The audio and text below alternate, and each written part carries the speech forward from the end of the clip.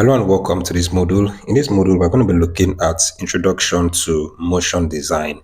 Introduction to Motion Design. Now, when we're talking about motion design, we're talking about the idea or the process of bringing images and text to life through movement. When you see flyers or when you see designs, like looking on your screen now, you're just seeing a design, right? You're seeing colors, you're seeing a shape, you're also seeing text. Now, this is just a static design. It's not moving. It's just one motionless design. So when talking about motion design, we're talking about the ability to make this thing move. So instead of the text just standing in one place, it is moving. Instead of the colors just staying in one place, it is either splashing through the design or something. You get, instead of the shape standing in one place, it is moving. Now, the idea of motion design is to create movements around the elements on your designs. So most times you see when we want to create motion designs, most times we first of all create normal static designs, and then we bring them into our software or into our app, and when we add movements to it, when we do that, then we say we've created motion design. So that's just the simple idea or the simple explanation for it. Now, motion design combines design and animation to create engaging visuals for adverts here, for videos, and for your application. By controlling how things move, motion designers tell stories and convey message. So you actually understand that. So motion design, it has a way of combining animations and designs together to create amazing videos. You can use them to create videos. You can use them to create your apps or your website. There's some websites that you get to that once you get to the website, the web page would not just appear. It's going to actually come in with emotion. So that's the job of the motion designer, right? The same thing with your adverts. So sometimes you see adverts that are created with motion designs also. And then, yeah, most importantly, your videos, right? So this is just a basic introduction into motion design. So let's look at how do we use motion design, or what are some areas we can use motion design. Now, number one is in advertising. Now, this is social media age. Everybody, most people are on social media. Whether you own a business, you open a social media for the business. Even if you're just a student, you have social media. Everything is now on social media, right? Everybody is now on social media, and social media thrives on pictures and videos. The best way to get more engagement or to be social is to put out pictures and videos. And one of the type of videos that we have, aside from your normal video editing and stuff like that, are motion videos. So motion videos allows us to create engaging ads or engaging content that capture people's attention on social media.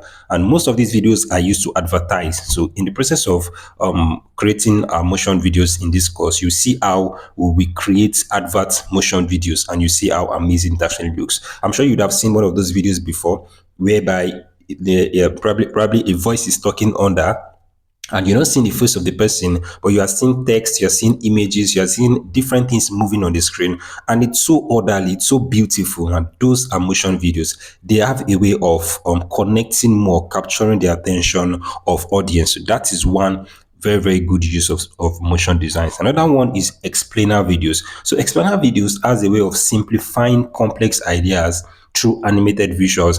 Now, if you watch some YouTube videos whereby you see like, maybe I don't know how to explain this right now. You see like an image of like a cartoon explaining something. So that's an example of explainer videos where they are showing you, they are teaching you something using motion videos or using motion designs. So those kind of videos actually, they help me a lot to even learn faster than when I'm seeing the face of somebody. Explainer videos has a way of engaging with you, has a way of explaining things in a deeper format, right? So motion videos or motion designs, let's just say motion designs, allows you to create powerful explainer videos. And then we have social media. So social media, I was talking about advertising before. So on social media, it's not just adverts. We can also create motion videos around our personal life or just normal content, right? So you create eye-catching posts, stories, and video content that allows you to get more engagement. As a matter of fact, if I post a flyer on my social media page, and then I post a motion design of that same flyer, I'll get more engagement on the motion design than on the normal flyer, because motion videos has a way of compelling people or capturing people's attention more than static flyers, right? So let's just quickly go into the principles of motion designs. Now, just like if you're a designer, or even if you're not a designer, let me just let you know we have principles of design. So if you are a graphic designer, you know the principle of graphic design, like your hierarchy, alignment, and stuff like that. Also, when talking about motion designs, also there are principles that guide motion designs. So let's just take a look at some of them. Number one is easing.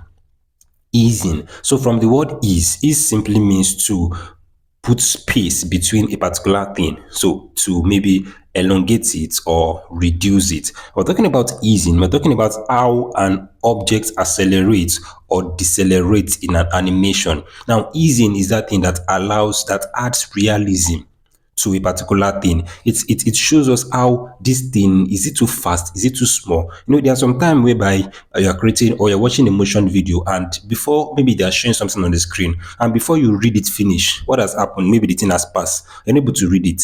Those kind of motion videos are not so good because you cannot read what is there.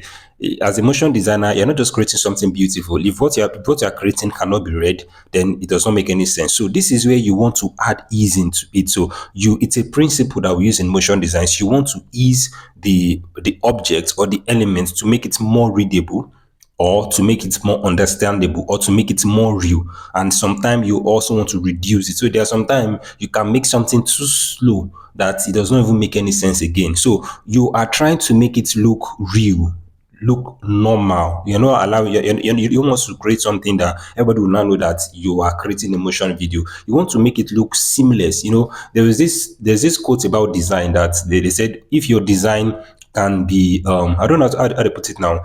If you are explaining your design and design is not working, most of the excellent designs you see, you don't even know that they are there. Like every day, you like even if you're listening to me right now, your phone is a design. Everything around you, they are all designs, but you don't actually see them like this is a design. You don't do paparazzi over them. So excellent designs are designs that you don't even see them. They work so well that you don't even know that they are there. So when you're creating your motion videos or your motion designs, ensure that it is seamless. Not that somebody is watching your video and they cannot read what you're putting there, or maybe they read it finish and it is still showing. You want to show something else. So you don't want it to be too slow. You also don't want it to be too fast. You want to make it real, normal.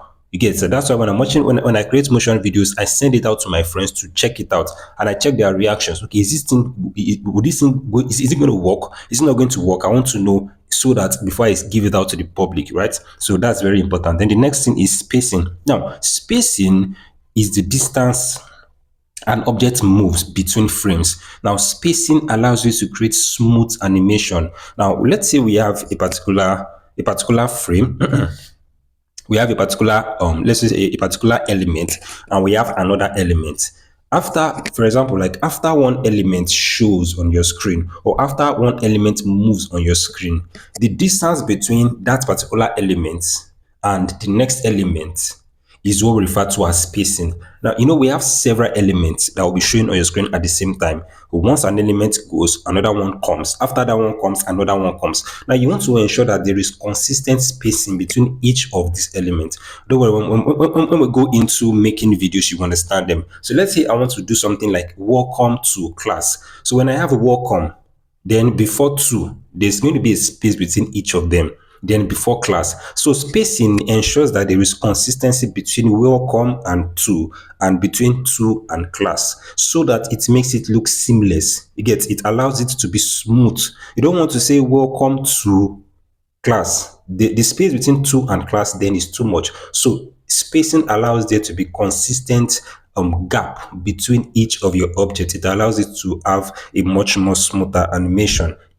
And then number three is exaggeration. Now, exaggeration amplifies your actions or movement to make them more noticeable. So let's say you want to make a particular statement. Let's say you want to say something like, we are come to church on Sunday. So let's say you want to add a particular thing. So you already have come to church on. Now you want to make more emphasis on Sunday. You can decide to make Sunday bolder. Maybe all of the fonts are on equal length or equal size. When it comes to Sunday, you can decide to make it bolder. You can put it in a red color. You can just make it like you can make the animation zoom out. so that people would know, okay, it's on Sunday we want you to come to church. So when you compare the text Sunday to the other text come to church on, you'd see that there is a difference. So you are trying to exaggerate on a particular element than the other. So exaggeration is one of the elements, is one of the principles of motion design. Now the reason for this is that, when you are speaking to somebody, everything you are saying is not important. If you want the person to remember a particular thing, you end up saying that thing more than once. Hope you not forget to don't forget this thing. Oh. Why? Because among everything you said, that is the most important thing. The same thing with motion designs. If you want to communicate, you want to ensure that there is how would I put it now? You are laying emphasis on the particular one. For example, if you look at all of these texts we have here, you see that motion design principle is the biggest on if you're looking at your screen right now, because I want you to know that okay, what we are discussing in this particular video or in this particular frame is motion design principle. The same thing, if I'm to make it into a motion design, I would most like I can decide to just even show this first here. I can decide to show this one first before I now zoom in into with this particular element. I will zoom in and make it small like this so that anybody that comes across the video would know, okay, we're talking about motion design principles. I don't know if you understand me. So that is exaggeration, laying emphasis on a particular element. It allows you to communicate better. Now, the reason for all of these principles, let me just go back here. The reason for all of these principles is so that you can create seamless animation. You don't want to create complicated animations. Like I said, designs work better when they are not so visible, when they work, like when people don't even know that they are there. You get, for example, if you are holding your wristwatch, you're not looking at it every single time. Look at this design, look at how they did this thing. It's just on your hand. So it works so perfectly that you don't even know that it is there. The same thing with your videos, right? So let's just look at some things you need to note when as regards to motion design. Number one is that motion design is about narrating a story visually. So you are telling a story. It can be you telling a story. It can actually be you also narrating a message or telling a message. I mean, narrating a story, yeah, telling a message. So you need to understand this. So as a motion designer, you are narrating a story. Then the next thing is it's design that moves. So it is simply design that moves. It guides your viewer through the message, making it effective. So every single message or every single text or every single thing you want to say in motion design is not important at the same time. You want to guide them into what's most important. For example, let's say you want to make a particular information, you can add in other elements like colors, like you can add some icons, some stickers. All of these elements are just to complement the main information. So you want to ensure that you guide them, you add them to it, but you add them or you use them to guide you towards a particular thing. For example, let's say while editing this video, I decided to add a sound to this particular video, maybe like a music, right? There is no way I'll make that music so loud. I'll make the music lower, right? Let's say if I'm not talking, the music can be playing at the background. But when I'm talking, the music would be reduced. So it does not conflict the my voice. So you're able to understand what I'm saying. Because the goal of this course is so that you learn motion design, not so that you listen to the music. If you wanted to listen to the music, you would have gone somewhere to hear it. What am I trying to point out here? I'm trying to let you know that as a motion designer, you have several elements, right? But your goal is to use all of these elements to communicate or to direct your viewers to see a particular thing.